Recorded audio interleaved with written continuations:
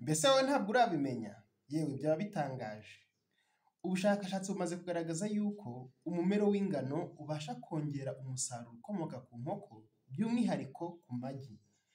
Inkoko iriye umumero w'ingano ibasha kongera umusaruro, igatanga umusaruro mwinshi w'amagi kandi igatera neza.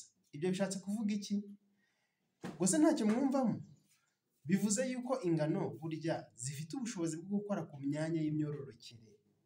Umuntu waziriye ntabwo ahurwa, ntabwo agubwa nabi n'inda, kandi umwana we umutima n'ubwonko buremeka neza mu nda, akazavuka ari umwana mwiza ufite icyerekezo kandi uzaba umunyabwenge.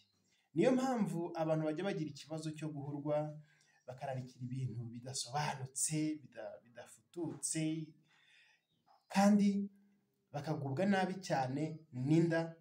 By'umwihariko mu mezi 3 ya mbere bajya bakoresha umumero w'ingano ku rugero rwiza, uzajya ubagoboka kandi ubafashe. Ikibabaje ni uko abantu barimo kwita ku inkoko ariko bo bakiyibagirwa.